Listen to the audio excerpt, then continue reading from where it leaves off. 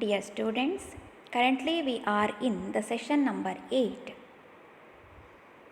of Unit 1 Money. The topic for the today's session is components of money supply.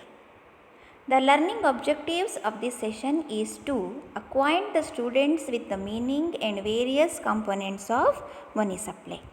By the end of this session, students will be able to understand the meaning and different components of money supply like M1, M2, M3 and M4. Money supply is the most important concept to understand in money in the economy. Simply put, money supply is the total stock of money circulating in an economy.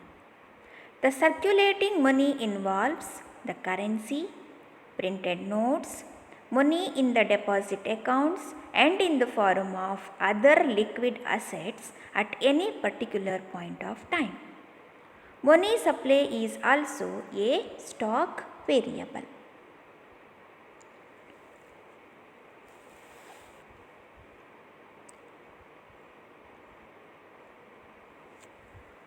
The term supply of money means the total stock of domestic money held by the public. The term public refers to here to the individuals and the business firms operating in the economy. However, it excludes the central government, the central bank and the commercial banks who are essentially the producers of money and are responsible for the distribution of the same. Thus, the supply of money is only that part of total stock of money which is held by the public at a particular point of time.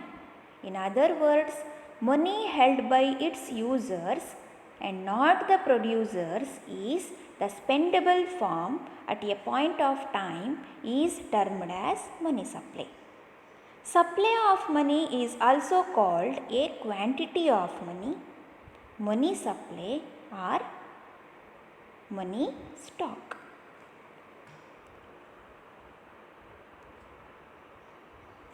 Thus, money supply includes all the notes, coins and demand deposits held by the public during a particular point of time. It can be put money supply is equal to coins plus currency notes plus demand deposits, or M is equal to CC plus D. Here M refers to money supply, CC refers to coins and currency notes, D refers to demand deposits. ಸಾರ್ವಜನಿಕರ ಬಳಿ ಇರುವ ಹಣದ ಸಂಗ್ರಹವೇ ಹಣದ ಪೂರೈಕೆ. ಒಂದು ನಿರ್ದಿಷ್ಟ ಅವಧಿಯಲ್ಲಿ ಸಾರ್ವಜನಿಕರ ಬಳಿ ಲಭ್ಯವಿರುವ ಒಟ್ಟು ಹಣದ ಪ್ರಮಾಣಕ್ಕೆ ನಾವು ಹಣದ ಪೂರೈಕೆ ಅಂತ ಕರಿತೇವೆ. ಇಲ್ಲಿ ಸಾರ್ವಜನಿಕರು ಅಂದರೆ ಖಾಸಗಿ ವ್ಯಕ್ತಿಗಳು ಮತ್ತು ವ್ಯವಹಾರದ ಸಂಸ್ಥೆಗಳು. ಆದರೆ ಸರ್ಕಾರ, ಕೇಂದ್ರ ಬ್ಯಾಂಕು ಮತ್ತು ವಾಣಿಜ್ಯ ಬ್ಯಾಂಕುಗಳನ್ನು ನಾವು ಇಲ್ಲಿ ಸೇರಿಸೋದಿಲ್ಲ. ಕಾರಣ ಎಂದರೆ ಖಾಸಗಿ ವ್ಯಕ್ತಿಗಳು ಮತ್ತು ವ್ಯಾವಹಾರಿಕ ಸಂಸ್ಥೆಗಳು ಹಣದ ಬಳಕೆದಾರರಾಗಿದ್ದರೆ, ಸರ್ಕಾರ, ಕೇಂದ್ರ ಬ್ಯಾಂಕು ಮತ್ತು ವಾಣಿಜ್ಯ ಬ್ಯಾಂಕುಗಳು ಹಣದ ಉತ್ಪಾದಕರಾಗಿರ್ತಾರೆ. ಉತ್ಪಾದಕರ ಬಳಿ ಇರುವ ಹಣದ ಸಂಗ್ರಹ ಹಣದ ಪೂರೈಕೆ ಆಗಿರೋದಿಲ್ಲ, ಅದು ಹಣದ ದಾಸ್ತಾನಾಗಿರುತ್ತೆ. ಹಣದ ಬಳಕೆದಾರರ ಬಳಿ ಇರುವ ಹಣ ಹಣದ ಪೂರೈಕೆಯಾಗಿರುತ್ತೆ. ಹೀಗೆ ಹಣದ ಬಳಕೆದಾರರ ಬಳಿ ಇರುವ ಹಣ ಪ್ರತ್ಯಕ್ಷ ಚಲಾವಣೆಯಲ್ಲಿರುವ ಹಣ ಅಂತ ಆಗಿರುತ್ತೆ. ಹಾಗಾಗಿ ಅವರ ಬಳಿ ಇರುವಂತಹ ಹಣ ಅಂದರೆ ಲೋಹದ ಹಣ ಅಥವಾ ನಾಣ್ಯಗಳು, ಕರೆನ್ಸಿ ನೋಟುಗಳು ಮತ್ತು ಚೆಕ್ಕುಗಳ ಮೂಲಕ ಹಿಂಪಡೆಯಬಹುದಾದಂತಹ ಬ್ಯಾಂಕಿನ ಠೇವಣಿಗಳು. ಹೀಗೆ ಒಂದು ದೇಶದಲ್ಲಿ ಒಂದು ನಿರ್ದಿಷ್ಟ ಅವಧಿಯಲ್ಲಿ ಚಲಾವಣೆಯಲ್ಲಿರುವ ಎಲ್ಲ ನಾಣ್ಯಗಳು, ನೋಟುಗಳು ಮತ್ತು ಬೇಡಿಕೆ ಠೇವಣಿಗಳನ್ನು ಒಟ್ಟಾಗಿ ಹಣದ ಪೂರೈಕೆ ಅಂತ ಕರಿತೇವೆ. ಹಣದ ಪೂರೈಕೆಯನ್ನು ಸಮೀಕರಣದ ರೂಪದಲ್ಲಿ ಪ್ರತಿನಿಧಿಸೋದಾದರೆ ಹಣದ ಪೂರೈಕೆ ಈಸ್ ಈಕ್ವಲ್ ಟು ನಾಣ್ಯಗಳು ಪ್ಲಸ್ ನೋಟುಗಳು ಪ್ಲಸ್ ಬ್ಯಾಂಕು ಠೇವಣಿಗಳು, ಅಥವಾ M is equal to CC plus D. ಇಲ್ಲಿ ಎಂ ಅಂದರೆ ಹಣದ ಪೂರೈಕೆ, ಸಿ ಅಂದರೆ ನಾಣ್ಯಗಳು ಮತ್ತು ನೋಟುಗಳು, ಡಿ ಅಂದರೆ ಬ್ಯಾಂಕಿನ ಠೇವಣಿಗಳು.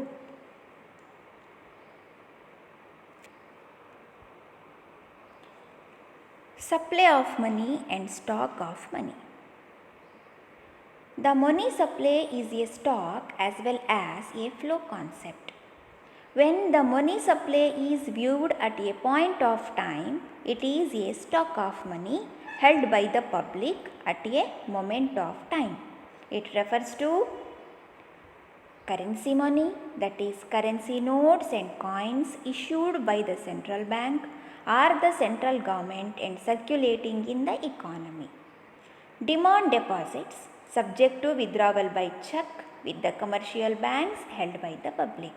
Therefore, when the money supply is viewed over a period of time, it becomes a flow concept.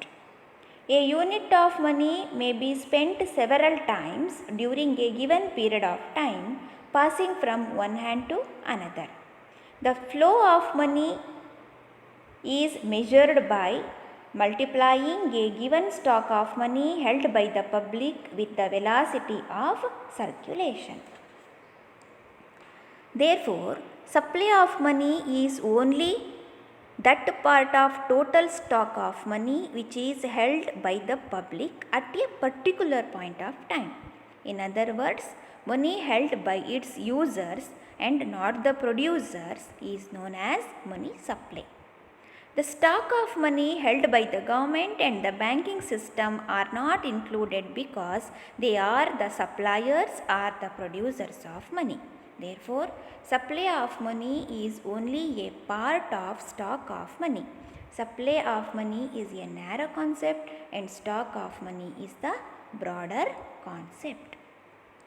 ಹಣದ ಪೂರೈಕೆ ಮತ್ತು ಹಣದ ದಾಸ್ತಾನಿನ ನಡುವೆ ವ್ಯತ್ಯಾಸಗಳಿವೆ.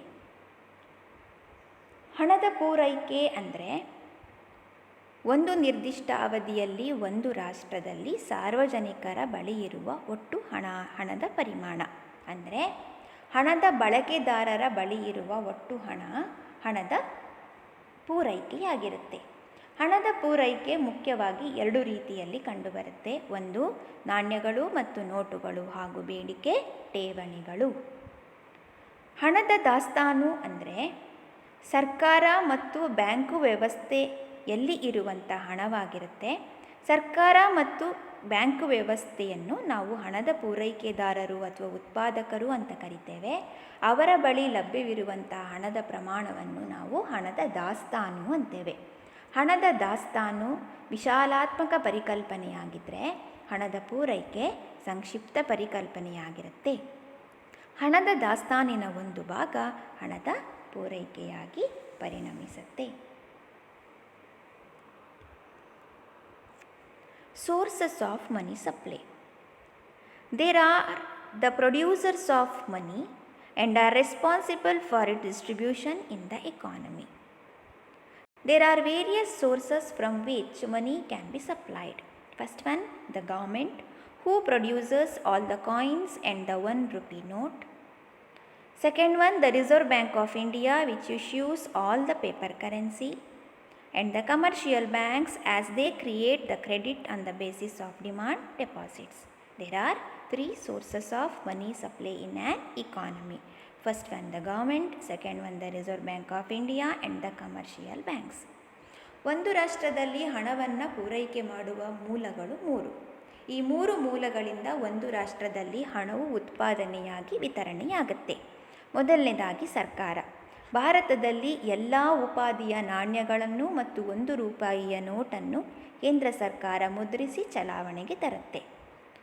ಭಾರತೀಯ ರಿಸರ್ವ್ ಬ್ಯಾಂಕು ಎಲ್ಲ ಉಪಾಧಿಗಳ ನೋಟುಗಳನ್ನು ಮುದ್ರಿಸಿ ಚಲಾವಣೆಗೆ ತರುತ್ತೆ, 1 ರೂಪಾಯಿ ನೋಟನ್ನು ಹೊರತುಪಡಿಸಿ.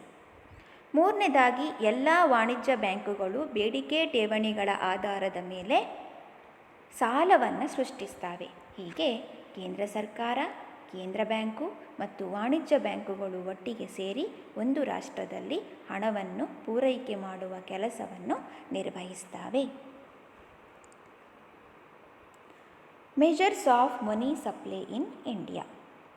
Periodically, every country's central bank publishes the money supply data based on the monetary aggregates set by them. From April 1977, the Reserve Bank of India has adopted 4 alternative measures of money supply labeled as M1, M2, M3 and M4.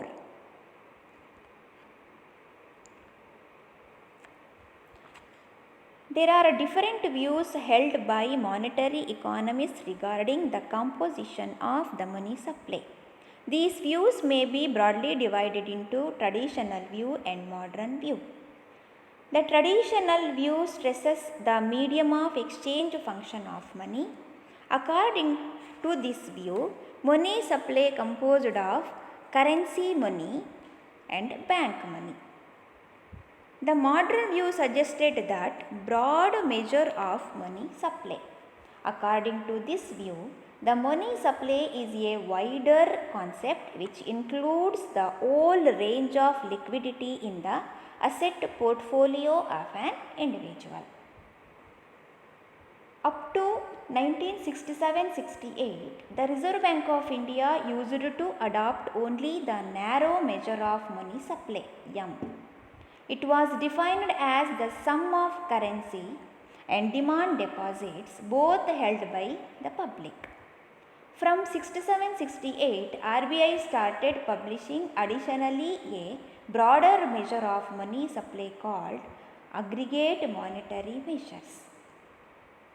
Since April 1977, the Reserve Bank of India has adopted 4 alternative definitions of money supply which are labeled as M1, M2, M3 and M4. ಹಣದ ಪೂರೈಕೆಯ ಮಾಪಕಗಳ ಬಗ್ಗೆ ಹಲವಾರು ದೃಷ್ಟಿಕೋನಗಳಿವೆ. ಅದರಲ್ಲಿ ಸಾಂಪ್ರದಾಯಿಕ ದೃಷ್ಟಿಕೋನ ಮತ್ತು ಆಧುನಿಕ ದೃಷ್ಟಿಕೋನ ಅಂತ ವಿಂಗಡಿಸ್ತೇವೆ. ಸಾಂಪ್ರದಾಯಿಕ ದೃಷ್ಟಿಕೋನ ಹಣದ ವಿನಿಮಯ ಕಾರ್ಯವನ್ನು ಮತ್ತು ಹಣದ ಪೂರೈಕೆಯಲ್ಲಿ ಪ್ರಮುಖವಾಗಿ 2 ಅಂಶಗಳನ್ನು ಸೇರಿಸುತ್ತೆ. ಒಂದು ಕರೆನ್ಸಿ ಹಣ, ಎರಡನೇದು ಬ್ಯಾಂಕು ಹಣ. ಆದರೆ ಆಧುನಿಕ ದೃಷ್ಟಿಕೋನವು ಹಣದ ವ್ಯಾಪಕ ದೃಷ್ಟಿಕೋನವನ್ನು ಬಳಸಿಕೊಂಡಿದೆ. ಅದರ ಪ್ರಕಾರ ಹಣದ ಪೂರೈಕೆ ಅಂದರೆ ಕೇವಲ ಹಣ ಮಾತ್ರ ಅಲ್ಲ, ಬದಲಾಗಿ ಒಬ್ಬ ವ್ಯಕ್ತಿಯ ಸಂಪತ್ತಿನಲ್ಲಿ ಇರುವ ಎಲ್ಲ ರೀತಿಯ ದ್ರವ್ಯತೆಯನ್ನು ಹೊಂದಿರುವ ಆಸ್ತಿಪಾಸ್ತಿಗಳು ಹಣದ ಪೂರೈಕೆಯ ವ್ಯಾಪ್ತಿಗೆ ಬರುತ್ತೆ ಅಂತ ನಾವು ಹೇಳ್ತೇವೆ. ಭಾರತದಲ್ಲಿ ಹಣದ ಪೂರೈಕೆಯ ವಿವಿಧ ಮಾಪಕಗಳನ್ನು ಭಾರತೀಯ ರಿಸರ್ವ್ ಬ್ಯಾಂಕು ಹೊರಡಿಸುತ್ತೆ. 1967-68ರವರೆಗೆ ಭಾರತೀಯ ರಿಸರ್ವ್ ಬ್ಯಾಂಕು ಕೇವಲ ಸಂಕುಚಿತ ಹಣದ ಪೂರೈಕೆಯ ಮಾಪಕವನ್ನು ಮಾತ್ರ ಬಳಸಿಕೊಳ್ತಾ ಇತ್ತು. ಸಂಕುಚಿತ ಹಣದ ಪೂರೈಕೆಯ ಮಾಪಕದ ಪ್ರಕಾರ ಹಣದ ಪೂರೈಕೆ ಅಂದರೆ ನಾಣ್ಯಗಳು ಮತ್ತು ಬೇಡಿಕೆ ಠೇವಣಿಗಳು ಮಾತ್ರ ಒಳಗೊಂಡಿತ್ತು. 1967-68ರ ನಂತರ ಭಾರತೀಯ ರಿಸರ್ವ್ ಬ್ಯಾಂಕು ವ್ಯಾಪಕ ಹಣದ ಪೂರೈಕೆಯ ಮಾಪಕಗಳನ್ನು ಬಳಸಲಿಕ್ಕೆ ಪ್ರಾರಂಭಿಸಿತು. ಪ್ರಸ್ತುತ 1977ರ ನಂತರ ಭಾರತೀಯ ರಿಸರ್ವ್ ಬ್ಯಾಂಕು ಹಣದ ಪೂರೈಕೆಯನ್ನು 4 ಮಾಪಕಗಳ ಮೂಲಕ ಪ್ರತಿನಿಧಿಸುತ್ತೆ. M1, M2, M3 ಮತ್ತು M4. First one, money supply M1. It is also regarded as narrow money. M1 is the most commonly used measure of money supply because its components are regarded most liquid assets.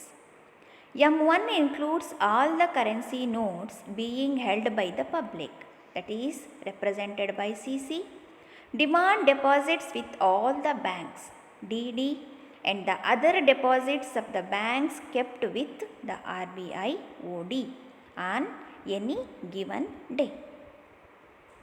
M1 consists of currency with the public, which includes notes and coins of all denominations in circulation excluding cash on hand with the banks. Demand deposits with the commercial and cooperative banks excluding interbank deposits. Other deposits with the Reserve Bank of India, which includes currency deposits of foreign central banks, financial institutions and quasi-financial institutions such as IDBI, IFCI and so on, other than banks, IMF and IBRD, which can be represented as M1 is equal to CC plus DD plus O. Here CC, coins and currency held by the public, DD, net demand deposits of the bank, and OD, other deposits.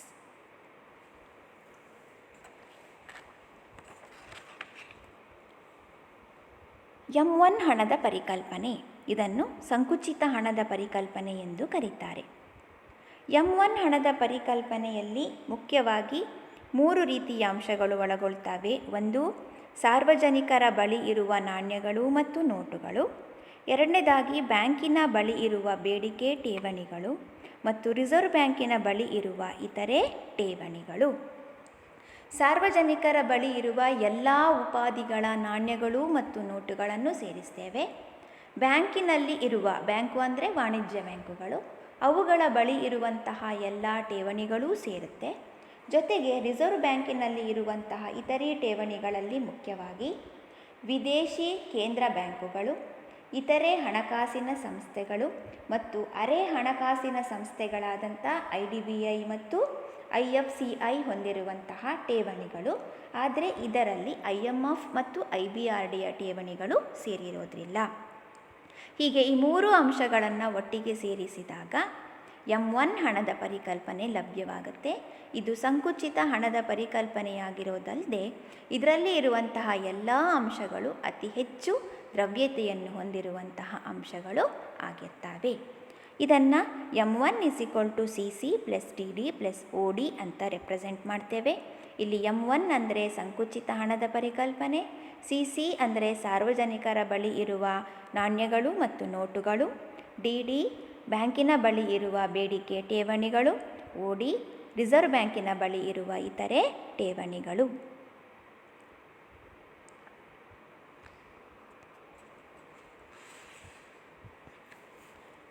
Money supply M2.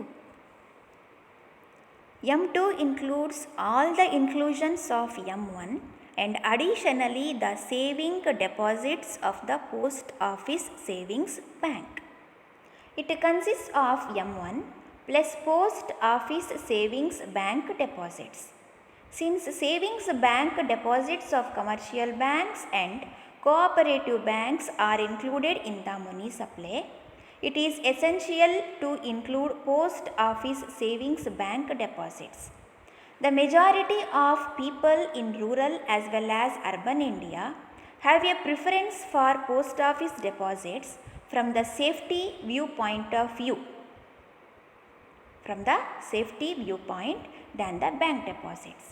Therefore, M2 is equal to M1 plus savings deposits with the Post Office Savings Banks, or M1 is equal to CC plus DD plus OD plus POS.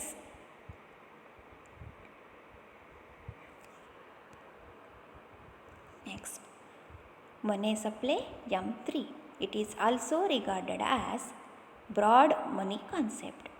M3 consists of all currency notes held by the public, all demand deposits with the bank, deposits of all the banks with the Reserve Bank of India, and the net time deposits of all the banks in the country. It consists of M1 plus time deposits with the commercial and cooperative banks, excluding interbank time deposits. The RBI calls M3 as broad money. M3 is equal to M1 plus net time deposits of bank.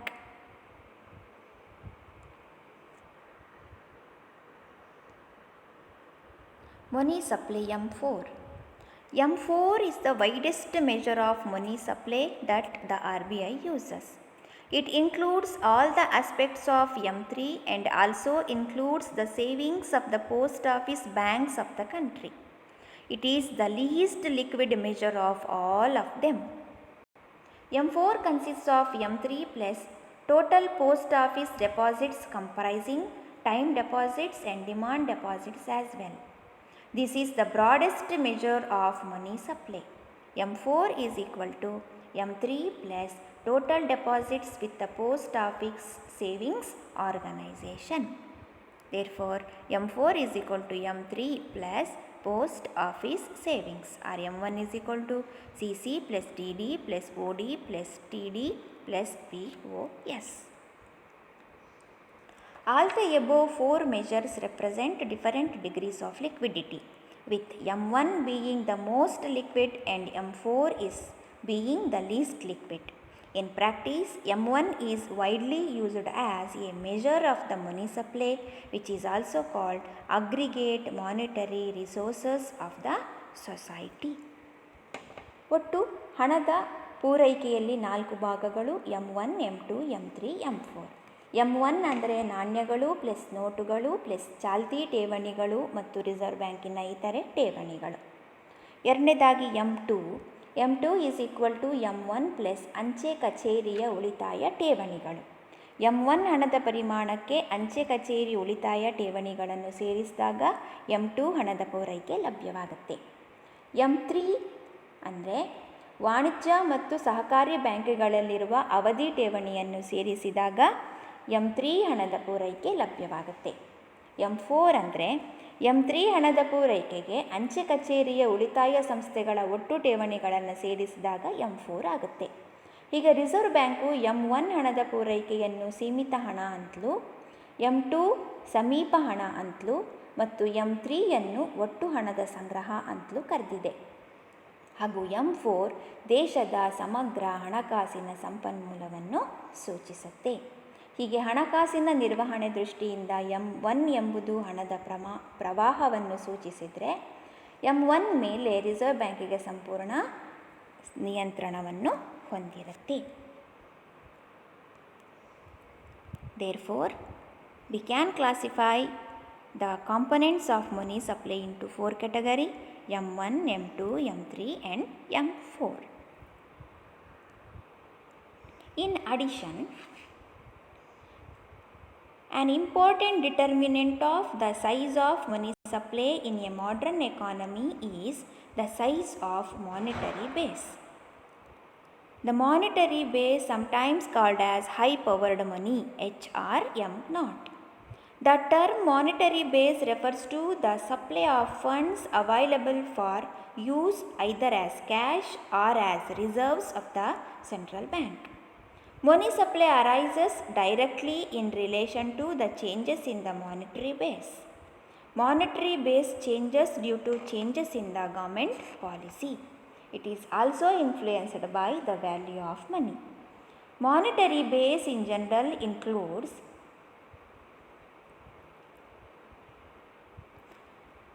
currency, coins and notes issued by the government and Reserve Bank of India, and the reserves held by the commercial banks with the Reserve Bank of India. The high-powered money, which we denote by H, consists of the currency issued by the government and reserves held by the banks. Therefore, H is equal to CP plus R. Here H, high-powered money, CP, currency with the public, and R, reserves maintained by the commercial banks with the Reserve Bank of India. Therefore, money supply, here currency with the public, C, demand deposits, D, currency with the public plus a part of demand deposits of the commercial bank to be held with the Reserve Bank of India in the form of reserves. Thus it is R. If we add currency with the public and cash reserves of the commercial bank, we can derive high-powered money. In fact, a great deal of debate is still going on as what constitutes money supply. Savings deposits of post offices and fixed deposits in commercial banks are not counted as money because they do not serve as medium of exchange. Therefore, M1 and M2 may be treated as measures of narrow money, whereas M3 and M4 as measures of broad money. ಇಂದಿಗೂ ಸಹ ಹಣದ ಪೂರೈಕೆ ಅಂದ್ರೇನು ಮತ್ತು ಅದರ ಮಾಪಕಗಳು ಏನು ಎಂಬುದರ ಬಗ್ಗೆ ಸಾಕಷ್ಟು ಚರ್ಚೆಗಳು ನಡೀತಾ ಇದೆ. ಬ್ಯಾಂಕುಗಳು ಹಾಗೂ ಪೋಸ್ಟ್ ಆಫೀಸ್ಗಳಲ್ಲಿ ಇರುವಂತಹ ಉಳಿತಾಯ ಠೇವಣಿಗಳು ಮತ್ತು ಮುದ್ರತಾ ಠೇವಣಿಗಳನ್ನು ನಾವು ಹಣದ ಪೂರೈಕೆ ಅಂತ ಕರೀಲಿಕ್ಕೆ ಸಾಧ್ಯ ಇಲ್ಲ. ಯಾಕೆ ಅಂದರೆ ಅವುಗಳನ್ನು ನಿರ್ದಿಷ್ಟ ಅವಧಿಗೆ ಮುಂಚೆ ಹಿಂಪಡೆಯಲು ಸಾಧ್ಯ ಇಲ್ಲ. ಹಾಗಾಗಿ ಹಣದ ಪೂರೈಕೆಯಲ್ಲಿ ಯಾವುದನ್ನು ಸೇರಿಸಬೇಕು, ಯಾವುದನ್ನು ಸೇರಿಸಬಾರ್ದು ಅನ್ನೋದ್ರ ಮೇಲೆ ಸಾಕಷ್ಟು ಚರ್ಚೆಗಳು ನಡೀತಿದೆ. ಆದಾಗ್ಯೂ ಕೂಡ ಭಾರತೀಯ ರಿಸರ್ವ್ ಬ್ಯಾಂಕು M1 ಮತ್ತು M2 ಅನ್ನು ಸಂಕ್ಷಿಪ್ತ ಹಣದ ಮಾಪಕಗಳು ಎಂದು, M3 ಮತ್ತು M4 ಅನ್ನು ವಿಶಾಲ ಹಣದ ಮಾಪಕಗಳು ಎಂದು ಪರಿಗಣಿಸ್ತಾ ಇದೆ. Thank you for the patient hearing.